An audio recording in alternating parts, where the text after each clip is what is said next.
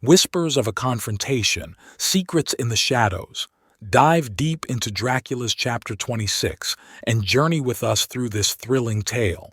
Subscribe now and join the Obsidian River's epic ride into the night. Chapter 26. Dr. Seward's Diary.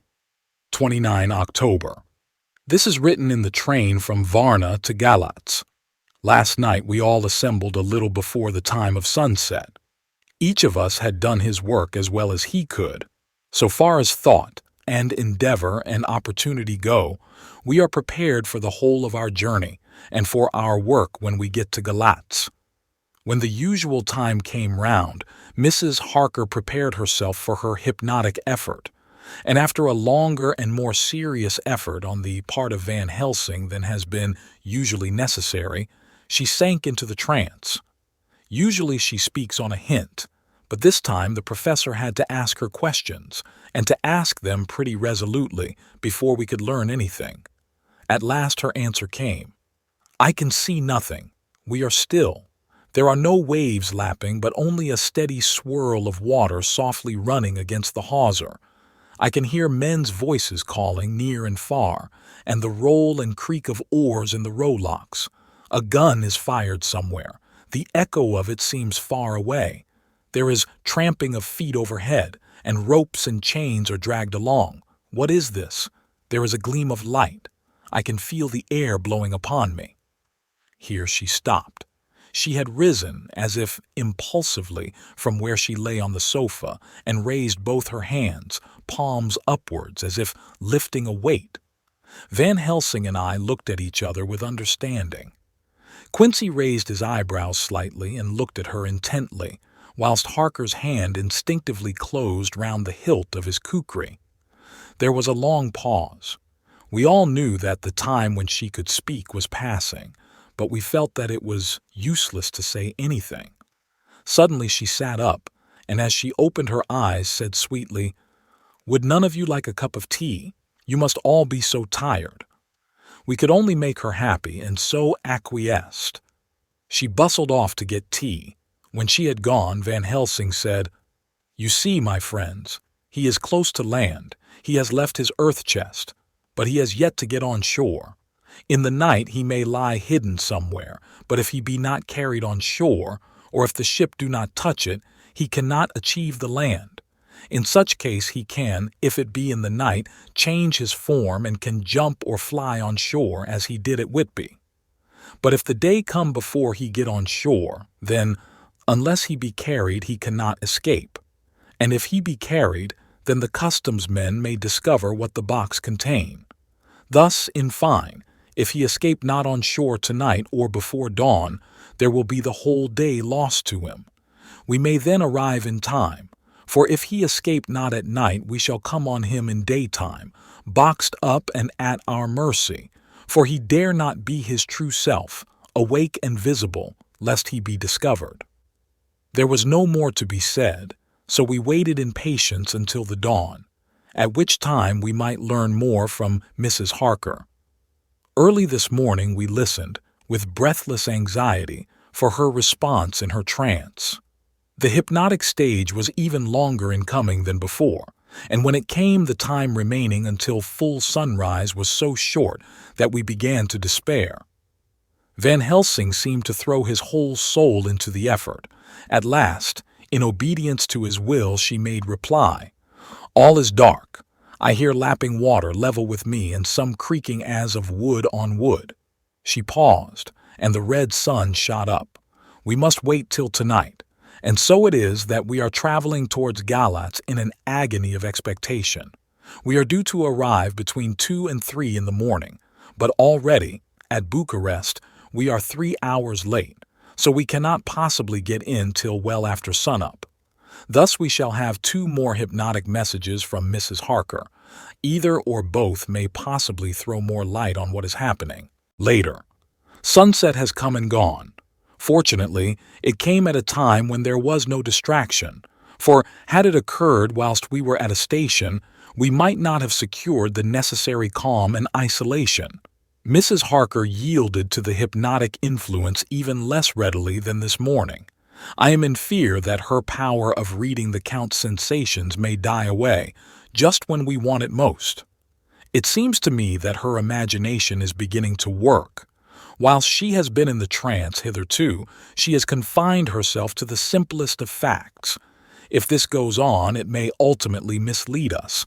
If I thought that the Count's power over her would die away equally with her power of knowledge, it would be a happy thought, but I am afraid that it may not be so. When she did speak, her words were enigmatical. Something is going out. I can feel it pass me like a cold wind.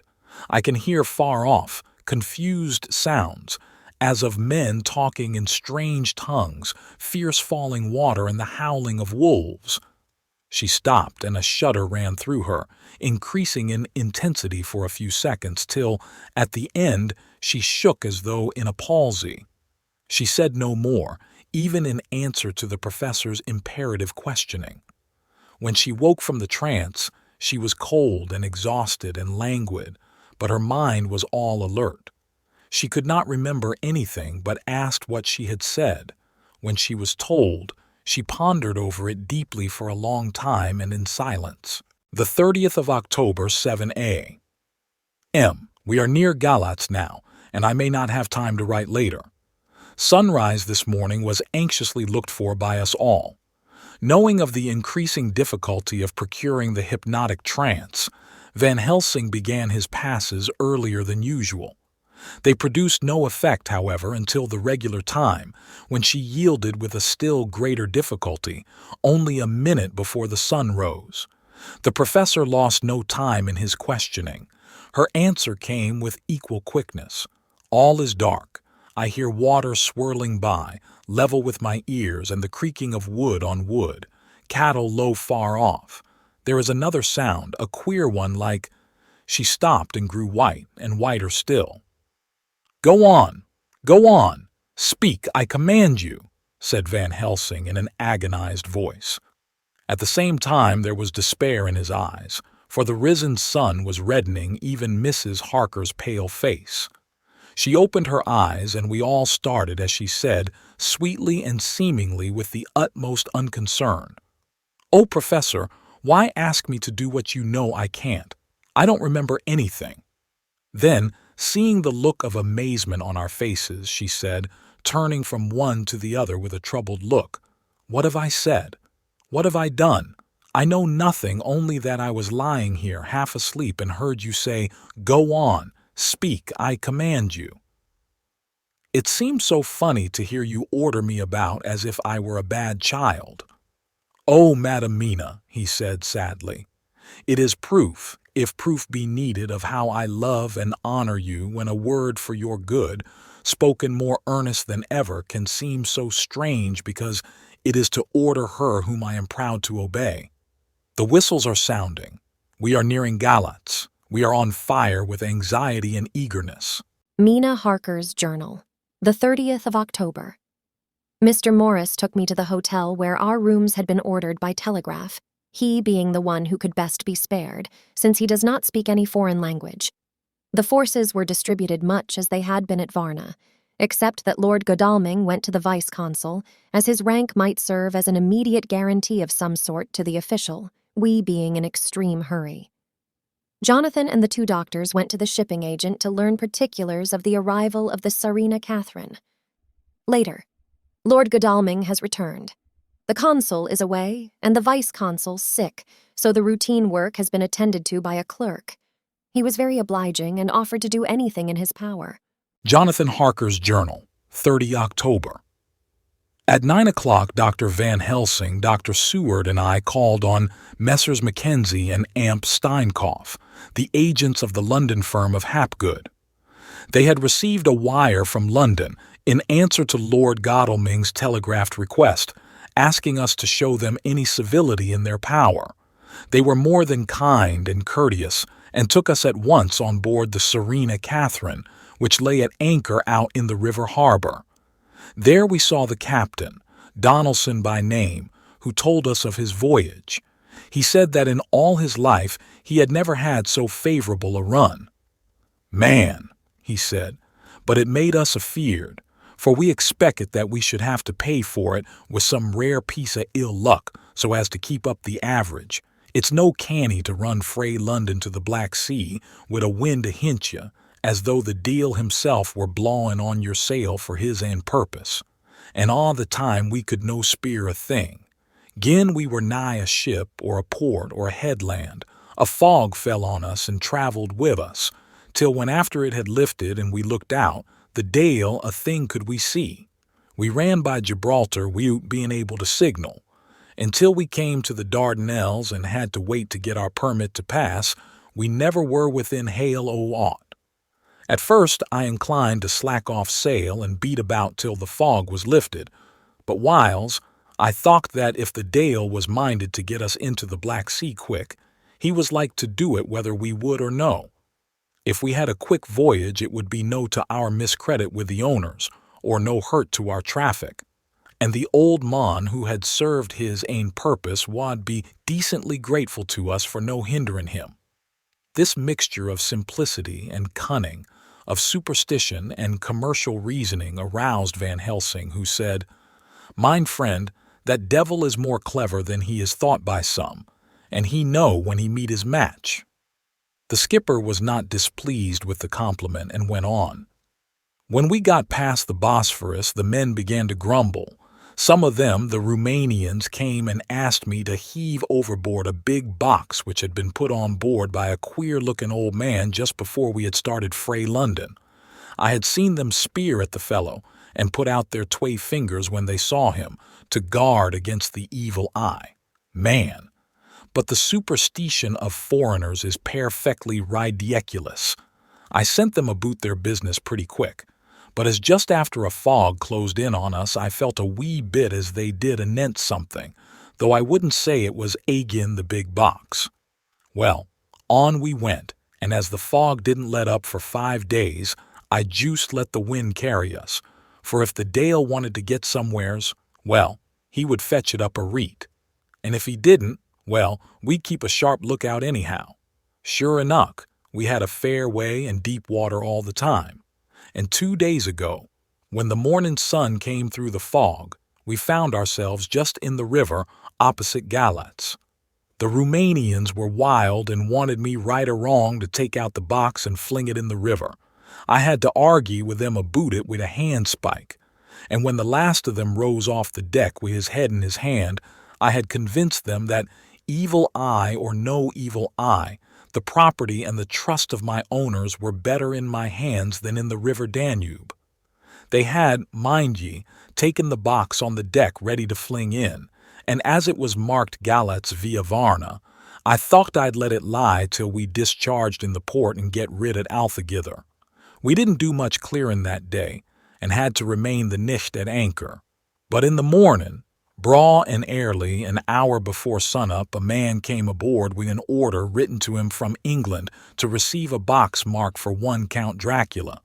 Sure enough, the matter was one ready to his hand. He had his papers a reet, and glad I was to be rid of the damn thing, for I was beginning myself to feel uneasy at it.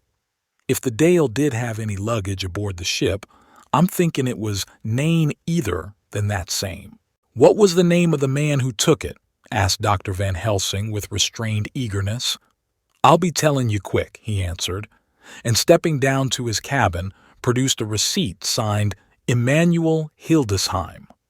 Bergenstrasse 16 was the address. We found out that this was all the captain knew, so, with thanks, we came away. We found Hildesheim in his office, a Hebrew of rather the Adelphi theater type, with a nose like a sheep and a fez. His arguments were pointed with specie, we doing the punctuation, and with a little bargaining he told us what he knew. This turned out to be simple but important. He had received a letter from Mr. Deville of London, telling him to receive, if possible before sunrise so as to avoid customs, a box which would arrive at Galatz in the Serena Catherine. This he was to give in charge to a certain Petrov Skinsky, who dealt with the Slovaks who traded down the river to the port. He had been paid for his work by an English banknote, which had been duly cashed for gold at the Danube International Bank. When Skinsky had come to him, He had taken him to the ship and handed over the box so as to save porterage. That was all he knew. We then sought for Skinsky, but were unable to find him. One of his neighbors, who did not seem to bear him any affection, said that he had gone away 2 days before, no one knew whither. This was corroborated by his landlord, who had received by messenger the key of the house together with the rent due, in English money. This had been between 10 and 11 o'clock last night. We were at a standstill again. Whilst we were talking, one came running and breathlessly gasped out that the body of Skinsky had been found inside the wall of the churchyard of St. Peter, and that the throat had been torn open as if by some wild animal. Those we had been speaking with ran off to see the horror, the women crying out, "This is the work of a Slovak." We hurried away lest we should have been in some way drawn into the affair and so detained. As we came home, we could arrive at no definite conclusion. We were all convinced that the box was on its way, by water, to somewhere, but where that might be, we would have to discover. With heavy hearts, we came home to the hotel to Mina. When we met together, the first thing was to consult as to taking Mina again into our confidence. Things are getting desperate, and it is at least a chance, though a hazardous one. As a preliminary step, I was released from my promise to her. Mina Harker's journal, the 30th of October evening. They were so tired and worn out and dispirited that there was nothing to be done till they had some rest. So I asked them all to lie down for half an hour whilst I should enter everything up to the moment. I feel so grateful to the man who invented the traveler's typewriter and to Mr. Morris for getting this one for me. I should have felt quite astray doing the work if I had to write with a pen. It is all done. Poor dear, dear Jonathan, what he must have suffered. What must he be suffering now? He lies on the sofa, hardly seeming to breathe, and his whole body appears in collapse. His brows are knit. His face is drawn with pain. Poor fellow, maybe he is thinking, and I can see his face all wrinkled up with the concentration of his thoughts. Oh, if I could only help at all! I shall do what I can. I have asked Dr. Van Helsing, and he has got me all the papers that I have not yet seen. Whilst they are resting, I shall go over all carefully, and perhaps I may arrive at some conclusion. I shall try to follow the professor's example and think without prejudice on the facts before me. I do believe that under God's providence I have made a discovery. I shall get the maps and look over them. I am more than ever sure that I am right. My new conclusion is ready, so I shall get our party together and read it. They can judge it. It is well to be accurate, and every minute is precious. Mina Harker's memorandum, entered in her journal. Ground of inquiry. Count Dracula's problem is to get back to his own place. A. He must be brought back by someone. This is evident, for had he power to move himself as he wished, he could go either as man or wolf or bat or in some other way. He evidently fears discovery or interference in the state of helplessness in which he must be, confined as he is between dawn and sunset in his wooden box. B. How is he to be taken? Here a process of exclusions may help us. By road, by rail, by water. 1. By road. There are endless difficulties, especially in leaving the city. X. There are people, and people are curious and investigate. A hint, a surmise, a doubt as to what might be in the box would destroy him. Y. There are, or there may be, customs and octroi officers to pass. Z. His pursuers might follow. This is his highest fear, and in order to prevent his being betrayed, he has repelled, so far as he can, even his victim, me, too. By rail. There is no one in charge of the box. It would have to take its chance of being delayed, and delay would be fatal, with enemies on the track. True, he might escape at night, but what would he be if left in a strange place with no refuge that he could fly to? This is not what he intends, and he does not mean to risk it. 3. By water. Here is the safest way in one respect, but with most danger in another. On the water he is powerless except at night. Even then he can only summon fog and storm and snow and his wolves. But were he wrecked, the living water would engulf him, helpless, and he would indeed be lost. He could have the vessel drive to land, But if it were unfriendly land wherein he was not free to move, his position would still be desperate. We know from the record that he was on the water, so what we have to do is to ascertain what water. The first thing is to realize exactly what he has done as yet. We may then get a light on what his later task is to be. Firstly, we must differentiate between what he did in London as part of his general plan of action, when he was pressed for moments and had to arrange as best he could. Secondly, we must see, as well as we can surmise it from the facts we know of, what he has done here. As to the first, he evidently intended to arrive at Galatz and sent invoice to Varna to deceive us lest we should ascertain his means of exit from England. His immediate and sole purpose then was to escape. The proof of this is the letter of instructions sent to Emanuel Hildesheim to clear and take away the box before sunrise. There is also the instruction to Petrov Skinsky. These we must only guess at, but there must have been some letter or message since Skinsky came to Hildesheim. That, so far, his plans were successful, we know. The Tsarina Catherine made a phenomenally quick journey, so much so that Captain Donelson's suspicions were aroused, but his superstition united with his canniness played the Count's game for him, and he ran with his favoring wind through fogs and all till he brought up blindfold at Galatz. That the Count's arrangements were well made has been proved. Hildesheim cleared the box, took it off, and gave it to Skinsky. Skinsky took it, and here we lose the trail. We only know that the box is somewhere on the water, moving along. The customs and the octroi, if there be any, have been avoided. Now we come to what the Count must have done after his arrival, on land at Galatz. The box was given to Skinsky before sunrise. At sunrise, the Count could appear in his own form. Here we ask why Skinsky was chosen at all to aid in the work. In my husband's diary, Skinsky is mentioned as dealing with the Slovaks who trade down the river to the port, and the man's remark that the murder was the work of a Slovak showed the general feeling against his class. The Count wanted isolation. My surmise is this, that in London the Count decided to get back to his castle by water as the most safe and secret way. He was brought from the castle by Szgany, and probably they delivered their cargo to Slovaks who took the boxes to Varna, for there they were shipped for London. Thus the Count had knowledge of the persons who could arrange this service. When the box was on land, before sunrise or after sunset, he came out from his box, met Skinsky, and instructed him what to do as to arranging the carriage of the box up some river. When this was done, and he knew that all was in train, he blotted out his traces, as he thought, by murdering his agent. I have examined the map, and find that the river most suitable for the Slovaks to have ascended is either the Pruth or the Sereth. I read in the typescript that in my trance I heard cows low and water swirling level with my ears and the creaking of wood. The Count in his box, then, was on a river in an open boat, propelled probably either by oars or poles, for the banks are near, and it is working against stream. There would be no such sound if floating downstream. Of course, it may not be either the Sereth or the Pruth, but we may possibly investigate further. Now of these two, the Pruth is the more easily navigated, but the Sereth is, at Fundu, joined by the Bistritza, which runs up round the Borgo Pass.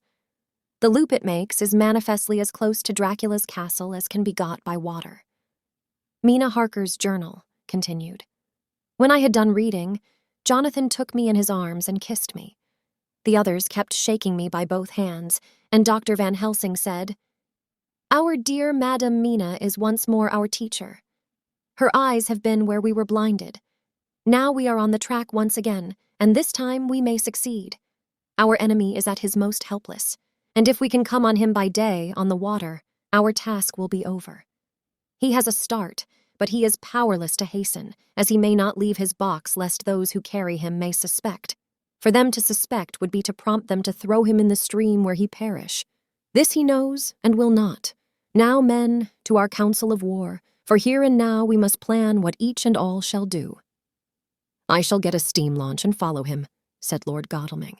"And I, horses to follow on the bank, lest by chance he land," said Mr. Morris. "Good," said the professor. "Both good.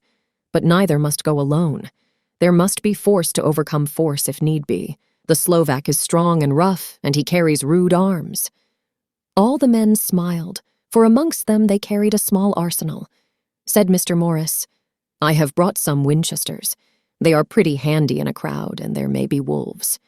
The Count, if you remember, took some other precautions.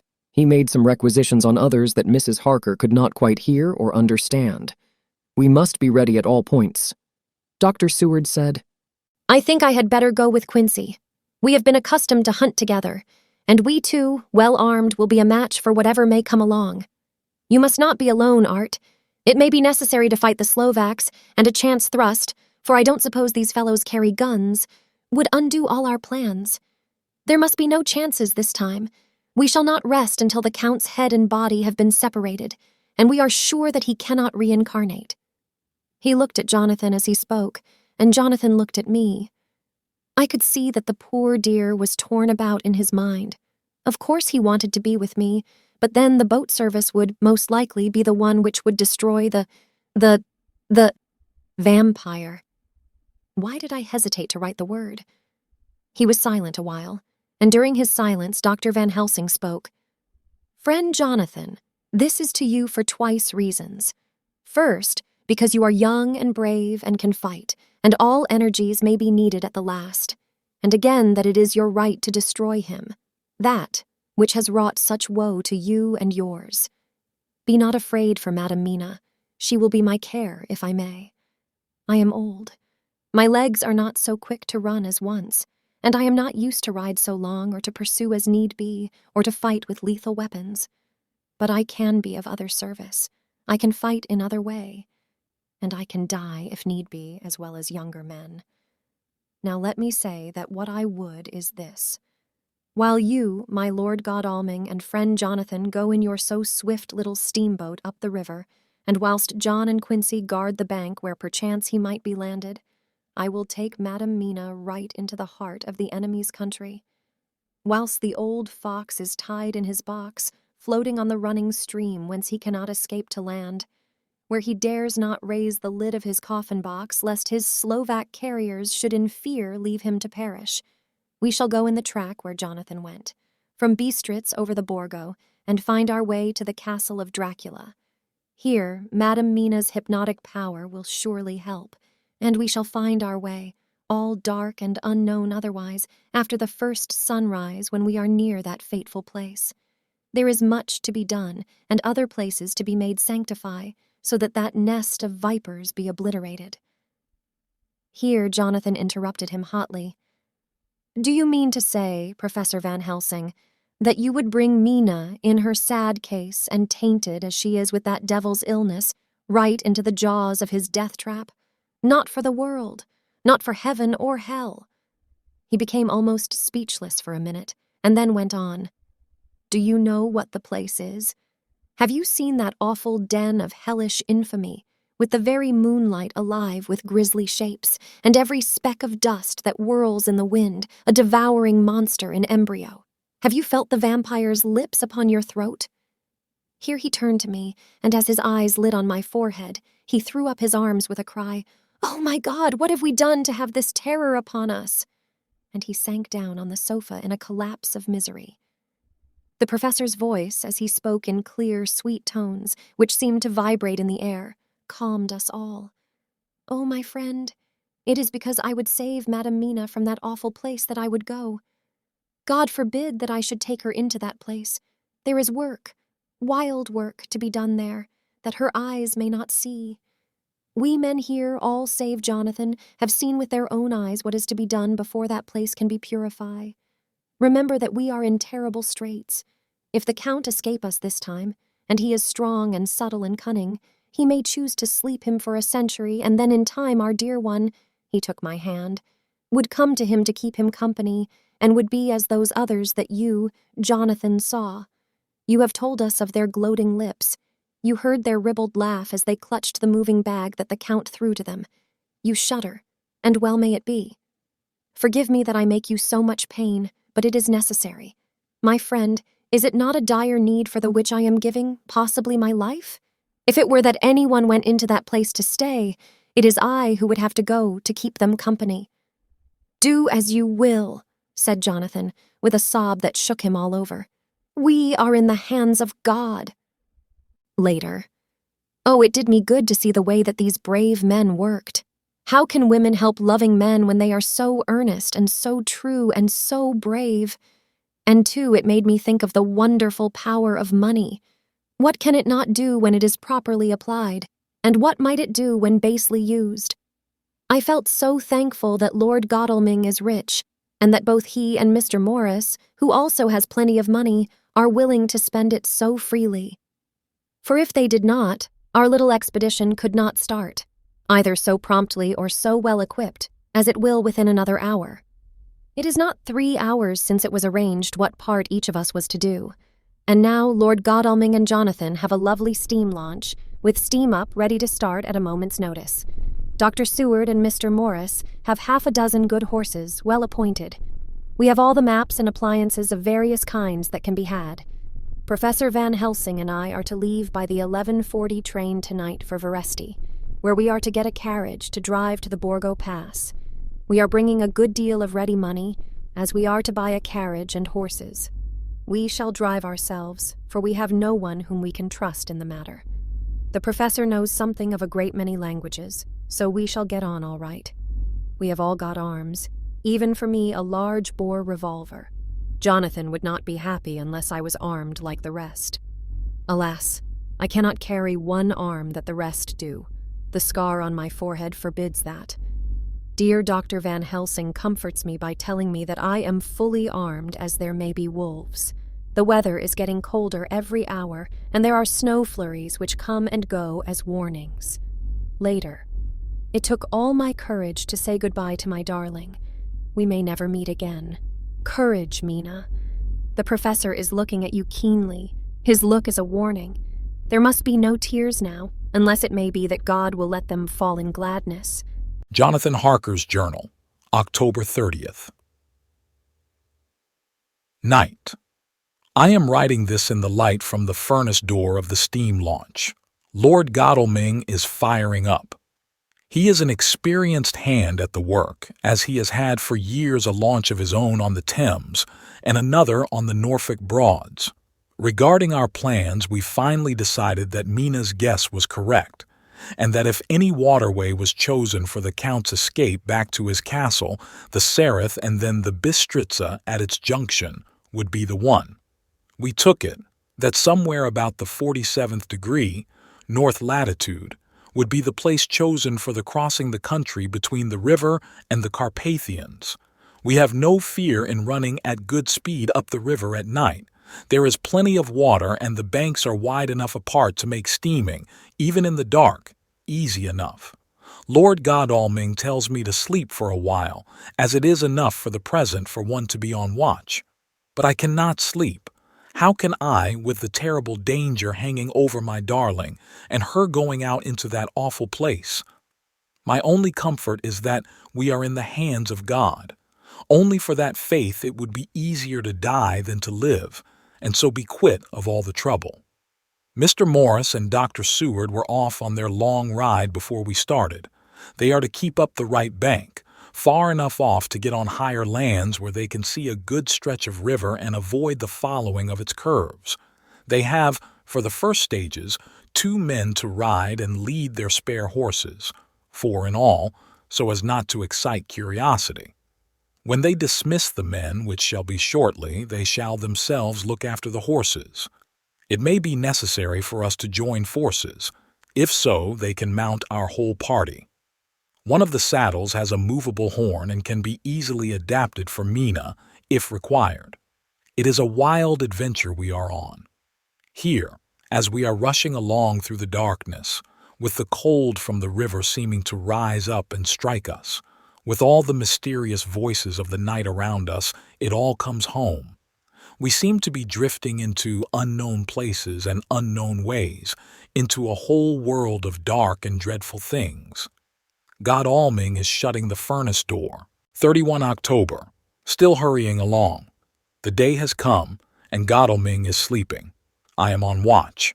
The morning is bitterly cold. The furnace heat is grateful, though we have heavy fur coats. As yet we have passed only a few open boats, but none of them had on board any box or package of anything like the size of the one we seek. The men were scared every time we turned our electric lamp on them and fell on their knees and prayed. The 1st of November, evening. No news all day. We have found nothing of the kind we seek. We have now passed into the Bistritza, and if we are wrong in our surmise, our chance is gone. We have overhauled every boat, big and little. Early this morning, one crew took us for a government boat and treated us accordingly. We saw in this a way of smoothing matters, so at Fundu, where the Bistritza runs into the Sereth, we got a Romanian flag which we now fly conspicuously. With every boat which we have overhauled since then, this trick has succeeded. We have had every deference shown to us, and not once any objection to whatever we chose to ask or do. Some of the Slovaks tell us that a big boat passed them, going at more than usual speed as she had a double crew on board. This was before they came to Fundu, so they could not tell us whether the boat turned into the Bistritza or continued on up the Sereth. At Fundu, we could not hear of any such boat, so she must have passed there in the night. I'm feeling very sleepy. The cold is perhaps beginning to tell upon me, and nature must have rest some time. Godalming insists that he shall keep the first watch. God bless him for all his goodness to poor dear Mina and me. The 2nd of November, morning. It is broad daylight. That good fellow would not wake me. He says it would have been a sin to, for I slept peacefully and was forgetting my trouble. It seems brutally selfish to me to have slept so long and let him watch all night, but he was quite right. I am a new man this morning, and as I sit here and watch him sleeping, I can do all that is necessary both as to minding the engine, steering, and keeping watch. I can feel that my strength and energy are coming back to me. I wonder where Mina is now, and Van Helsing. They should have got to Veresti about noon on Wednesday. It would take them some time to get the carriage and horses, so if they had started and traveled hard, they would be about now at the Borgo Pass. God guide and help them. I'm afraid to think what may happen, if we could only go faster. But we cannot. The engines are throbbing and doing their utmost. I wonder how Dr. Seward and Mr. Morris are getting on. There seem to be endless streams running down the mountains into this river, but as none of them are very large, at present at all events, though they are terrible doubtless in winter and when the snow melts, the horsemen may not have met much obstruction. I hope that before we get to Strasbourg we may see them, for if by that time we have not overtaken the Count, it may be necessary to take counsel together what to do next. Dr. Seward's Diary, 2 November. 3 days on the road, no news, and no time to write it if there had been, for every moment is precious.